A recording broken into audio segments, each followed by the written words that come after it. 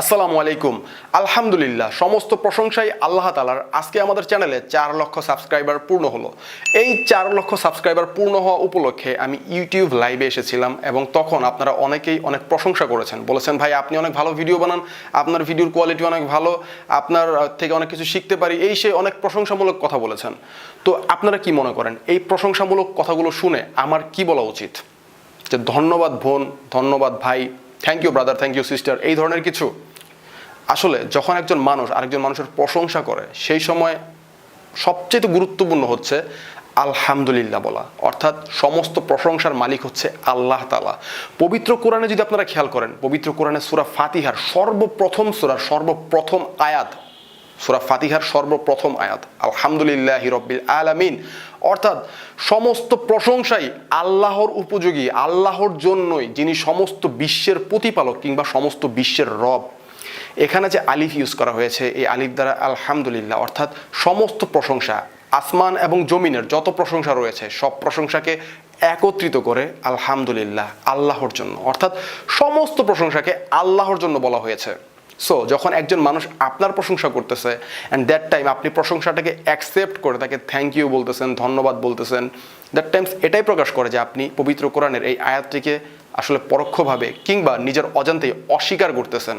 অর্থাৎ সমস্ত প্রশংসার মালিক তো আল্লাহ। যখন কেউ আপনার প্রশংসা করলো তখন যদি আপনি বলতে পারেন আলহামদুলিল্লাহ, তাহলে এর মানে আপনার যে অন্তর্দৃষ্টি সেটা দ্বারা আপনি বুঝিয়ে দিলেন যে তুমি আমাকে যে প্রশংসাটা দিয়ে দিচ্ছ এই প্রশংসার মালিক তো আমি না, আলহামদুলিল্লাহ সমস্ত প্রশংসার মালিক তো আল্লাহ তাআলা। আল্লাহ তাআলাই তো আমাকে এই বিবেক বুদ্ধি, আমাকে যত ধরনের যা দেওয়া দরকার তা দিয়ে আজকের এই অবস্থাতে এনেছেন, অর্থাৎ এই প্রশংসা তো আল্লাহর জন্য হওয়া উচিত ছিল। তুমি আমাকে করলে আমি সেই প্রশংসা আল্লাহকে দিয়ে দিলাম। সুবহানাল্লাহ। এইভাবে আপনি যখন আলহামদুলিল্লাহ বলবেন তখন কিন্তু আপনি প্রশংসার যে হক ছিল সেটা কিন্তু আদায় করবেন। দেখুন, যখন একজন মানুষ আপনার প্রশংসা করবে তখন কিন্তু আপনার একটা দোয়া করা উচিত। সেই দোয়াটা আমি বলবো তার আগে বলে নিচ্ছি, আজকে আমাদের চ্যানেল স্পন্সর করেছে BCS and bank career job নামক একটি সুন্দর চ্যানেল। এই চ্যানেলটি অনেক সুন্দর সুন্দর এডুকেশনাল ভিডিও তৈরি করে থাকে। তাদের ভিডিওর মেইন যে টপিকগুলো সেগুলোই হচ্ছে বিসিএস এর বিভিন্ন যে আপনার প্রশ্নগুলো আছে সেগুলোর সমাধান, বা বিসিএস এ আসতে পারে এমন সব প্রশ্নগুলো নিয়ে ভিডিও তৈরি করা।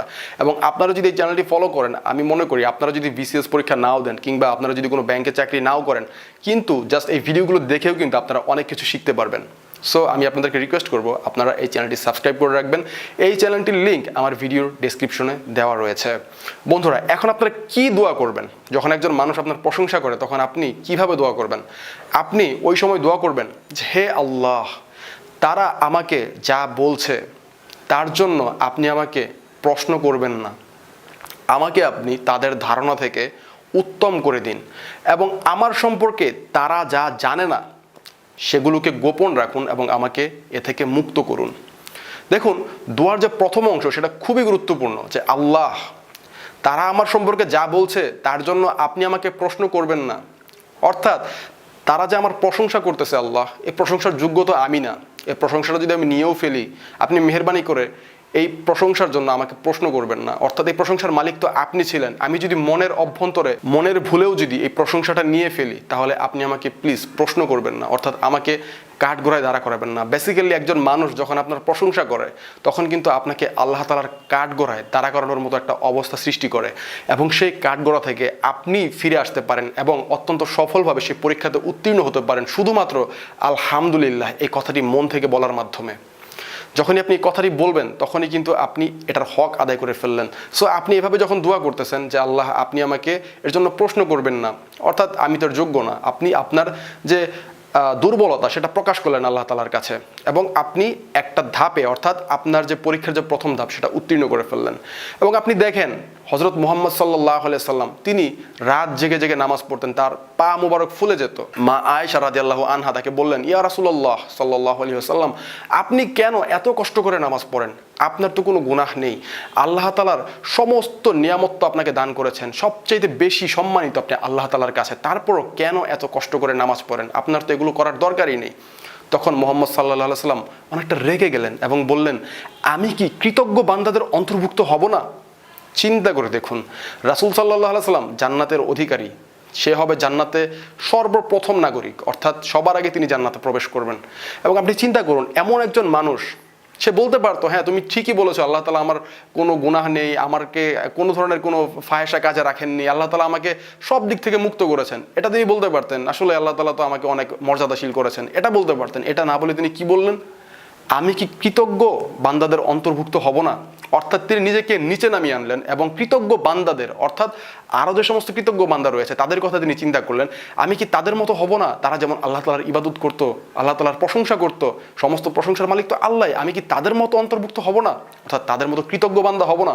চিন্তা করে দেখুন, পৃথিবীর এবং আসমান জমিনের মধ্যে সবচাইতে যে ভালো সৃষ্টি, আল্লাহ তাআলার সবচাইতে মর্যাদাশীল যে সৃষ্টি আমাদের জানা মতে মুহাম্মদ সাল্লাল্লাহু আলাইহি সাল্লাম, তিনি এই কথা বললেন যে আমি কি কৃতজ্ঞ বান্দাদের অন্তর্ভুক্ত হব না? আর আমাদের যদি একটু প্রশংসা করা হয় আমরা লাফিয়ে উঠি, হ্যাঁ আমাদের মনের মধ্যে যে খুশি, মুখের মধ্যে সেই হাসি ফুটে ওঠে খুশির ঠেলায়। চিন্তা করে দেখুন হযরত উমর রাদিয়াল্লাহু আনহুর কথা, তাকে রাসূল সাল্লাল্লাহু আলাইহি সাল্লাম জান্নাতের সার্টিফিকেট পর্যন্ত দিয়ে দিয়েছেন যে তুমি জান্নাতে যাবে। রাসূল সাল্লাল্লাহু আলাইহি সাল্লাম, একটা হাদিসে এরকম বর্ণিত রয়েছে, রাসূল সাল্লাল্লাহু আলাইহি সাল্লাম মৃত্যুর আগে মুনাফিকদের একটা লিস্ট করলেন এবং সেই লিস্ট তার একটা ওয়াইফের কাছে রেখে গেলেন।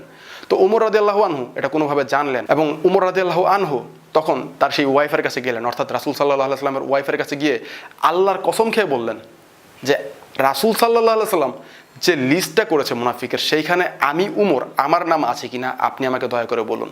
চিন্তা করে দেখুন কত মজবুত ঈমান, একবার ভেবে দেখুন জাস্ট।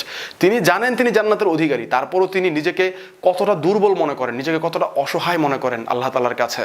সে সন্দেহ করতেছে হয়তো আমার নাম এই মুনাফিকদের লিস্টে থাকতে পারে, আমি একটু যেয়ে দেখি তাদের যে ঈমান সেটা কোন পর্যায়ে ছিল।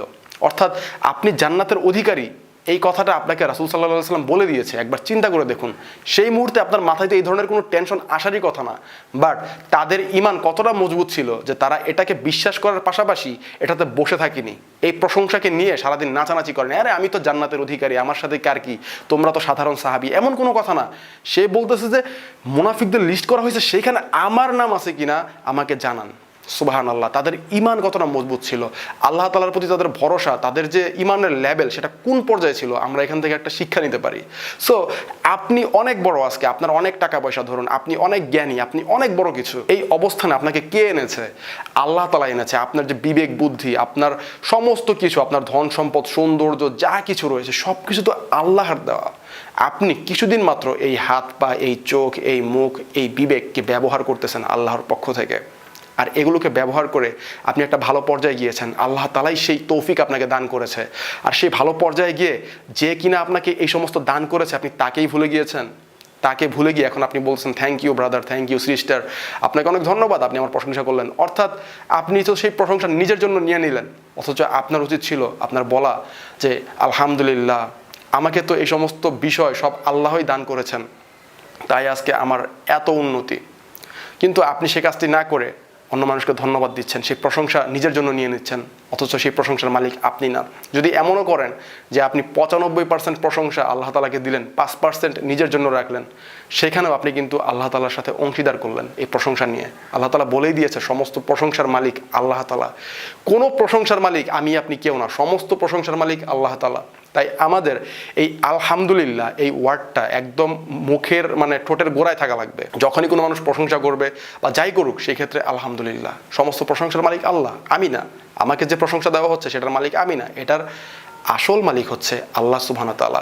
তাহলে আপনি যখন এভাবে প্রশংসা করতে পারবেন আল্লাহ তাআলার, তখন আপনি একাধারে একটা গুনাহ থেকে বেঁচে গেলেন, অহংকারের গুনাহ থেকে। যে হকটা ছিল আল্লাহর, সেই হকটা আপনি আল্লাহকে দিয়ে দিলেন। এই হক আপনি না দিলে আল্লাহর কিছুই আসে না, কিছুই যাবে না, বাট আপনি মুক্ত হয়ে গেলেন এই হক আদায় করার মাধ্যমে।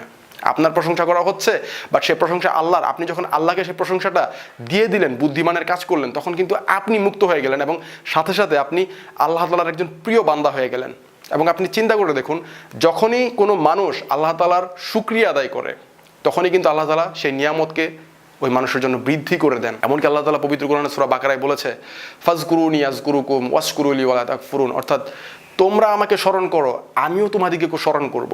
অর্থাৎ আপনি আলহামদুলিল্লাহ বলে আল্লাহ তাআলাকে স্মরণ করলেন, তো আপনার জন্য একটা চান্স, আল্লাহ তাআলা আপনাকে স্মরণ করবে। হয়তো আল্লাহ তাআলা ফেরেশতাদের মজলিসে আপনার সম্পর্কে কথা বলবে যে এই বান্দা তো আমার প্রশংসা আমাকে দিয়ে দিয়েছে, সে চাইলে নিজের জন্য রেখে দিতে পারতো, এই ভুলটা সে করতে পারতো, কিন্তু সে এটা আমাকে দিয়ে দিয়েছে, কত সুন্দর আমার এই বান্দা, কত সুন্দর তার ঈমান। এভাবে আপনার প্রশংসা করবে আল্লাহ তাআলা। সো আমরা কি করতেছি, আমরা প্রশংসা কেন নিজের জন্য রাখছি? যখনই আমি কোনো ভালো কাজ করতেছি, আমাকে কেউ প্রেইজ করতেছে, আমাকে অনেক বেশি মানে বলতেছে তুমি এটা ভালো করেছো, ওটা করেছো, সেই করেছো, সো ওই টাইমে আমার অবশ্যই যেন মাথায় থাকে এই প্রশংসার মালিক আমি না, আমার এই প্রশংসার মালিক আল্লাহ তাআলা।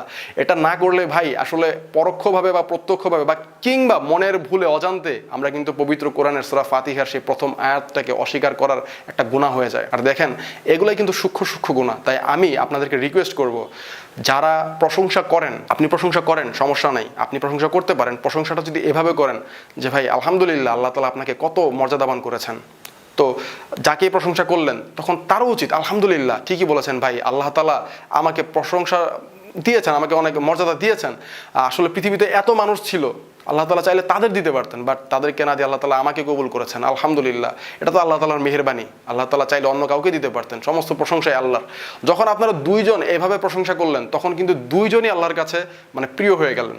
আর যখন আপনি বলতেছেন যে ভাই আপনার অনেক কোয়ালিটি আছে, আপনার এই সেই আছে, অনেক কিছু আছে, দ্যাট টাইম যে প্রশংসা করতেছে সেও কিন্তু একটা গুনাহগার আসলে।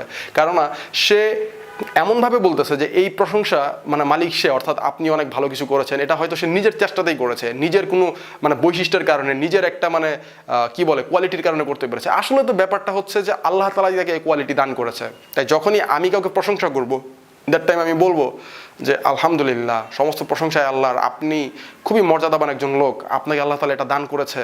আর যে এই প্রশংসা শুনবে সেও যেন তখন বলে আলহামদুলিল্লাহ ভাই আপনি ঠিক বলেছেন, আল্লাহ তাআলা আমাকে দয়া করেছে। এভাবে প্রশংসা করবেন। এই ছিল আয়াতের মানে দোয়াটার প্রথম অংশ। এবং দোয়াটার যে দ্বিতীয় অংশ সেটা হচ্ছে যে আল্লাহ আমার সম্পর্কে তারা যা জানে না তা গোপন রাখুন এবং আমাকে এ থেকে মুক্ত করুন। অর্থাৎ আমার যে সমস্ত গুনাহ তারা জানে না সেগুলো আপনি গোপন রাখুন এবং আমাকে এই সমস্ত গুনাহ থেকে আপনি মুক্ত করুন, আমাকে মাফ করে দিন।